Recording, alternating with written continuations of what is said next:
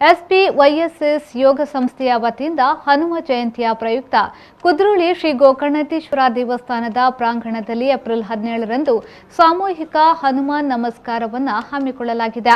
ಈ ಕುರಿತು ಮಂಗಳೂರಿನ ಪ್ರೆಸ್ ಕ್ಲಬ್ನಲ್ಲಿ ನಡೆದ ಸುದ್ದಿಗೋಷ್ಠಿಯಲ್ಲಿ ಮಾತನಾಡಿದ ಯೋಗ ಶಿಕ್ಷಣ ಸಮಿತಿಯ ಜಿಲ್ಲಾ ಸಂಚಾಲಕರಾದ ಅಶೋಕ್ ಕುಮಾರ್ ಜೈನ್ ಅವರು, ಹನುಮ ಜಯಂತಿಯ ಪ್ರಯುಕ್ತ ಲೋಕ ಕಲ್ಯಾಣಾರ್ಥವಾಗಿ ಸಾಮೂಹಿಕ ಹನುಮಾನ್ ನಮಸ್ಕಾರ ಕಾರ್ಯಕ್ರಮವನ್ನು ಹಮ್ಮಿಕೊಳ್ಳಲಾಗಿದೆ.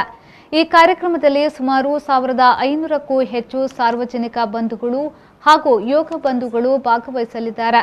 ಸಂಜೆ 5:45ಕ್ಕೆ ಸಾಮೂಹಿಕ ಹನುಮಾನ್ ಚಾಲೀಸ್ ಪಠಣ ಹಾಗೂ ಪುಷ್ಪಾರ್ಚನೆ ಕಾರ್ಯಕ್ರಮವನ್ನು ಹಮ್ಮಿಕೊಳ್ಳಲಾಗಿದೆ ಎಂದು ಹೇಳಿದರು. ನಾವು ಯೋಗಾಸನದ ಜೊತೆಯಲ್ಲಿ ಸಪ್ತ ನಮಸ್ಕಾರವನ್ನ ಮಾಡ್ತಾ ಇದ್ದೇವೆ. ಶಿವರಾತ್ರಿಯ ದಿವಸ ಶಿವ ನಮಸ್ಕಾರವನ್ನ ಸಾರ್ವಜನಿಕ ದೇವಸ್ಥಾನಗಳಲ್ಲಿ ಶಿವ ನಮಸ್ಕಾರವನ್ನ ನಾವು ಕದ್ರಿ ದೇವಸ್ಥಾನದಲ್ಲಿ ಪ್ರತಿ ವರ್ಷ ಮಾಡ್ತಾ ಇದ್ದೇವೆ.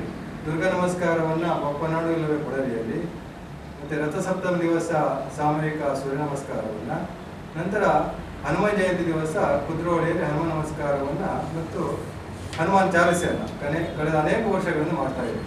ಅದೇ ರೀತಿ ನಾಡ್ದು ಬರುವ ಆದಿತ್ಯವಾರ ದಿವಸ ಕುದ್ರೋಳಿ ಗೋಕರ್ಣೇಶ್ವರ ದೇವಸ್ಥಾನದಲ್ಲಿ ಸಾಮೂಹಿಕ ಹನುಮಾನ್ ನಮಸ್ಕಾರ ಮತ್ತು ಹನುಮಾನ್ ಚಾಲೀಸನ್ನ ಯೋಗ ಬಂಧುಗಳ ಜೊತೆಗೆ ಸಾರ್ವಜನಿಕರಿಗೂ ಅದನ್ನ ಮಾಡುವಂತ ಒಂದು ಸಂಕಲ್ಪವನ್ನು ಮಾಡಿದೆ. ತಮ್ಮಲ್ಲೆಲ್ಲ ಪತ್ರಿಕಾ ಮಿತ್ರರಲ್ಲಿ ವಿನಂತಿ ಏನು ಅಂತ ಹೇಳಿದ್ರೆ, ಈ ಒಂದು ಕಾರ್ಯಕ್ರಮವನ್ನ ತಾವು ತಮ್ಮ ಮಾಧ್ಯಮದ ಮೂಲಕ ಪ್ರಚಾರ ಮಾಡಿ, ಇದು ಯೋಗ ಬಂಧುಗಳ ಜೊತೆಗೆ ಸಮಾಜದ ಎಲ್ಲರಿಗೂ ಇದರ ಪರಿಚಯ ಆಗಬೇಕು, ಇದರ ಲಾಭ ಎಲ್ಲರಿಗೂ ಸಿಗಬೇಕು ಅನ್ನೋ ಉದ್ದೇಶದಿಂದ ನಾವು ಇವತ್ತೊಂದು ಈ ಪತ್ರಿಕಾ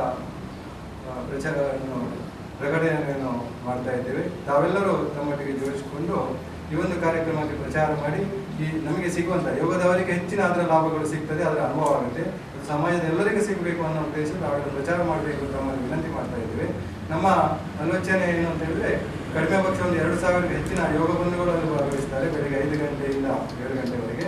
ಮತ್ತೊಂದು 500 ಸಂಖ್ಯೆಯಲ್ಲಿ ಸಾರ್ವಜನಿಕರು ಭಾಗವಹಿಸುವ ನಿರೀಕ್ಷೆ ಇದೆ. ಸುದ್ದಿಗೋಷ್ಠಿಯಲ್ಲಿ ರಮಣಿ ಎಚ್ ಶೆಟ್ಟಿ, ಈಶ್ವರ್ ಕೊಟ್ಟಾರೆ ಉಪಸ್ಥಿತರಿದ್ದರು.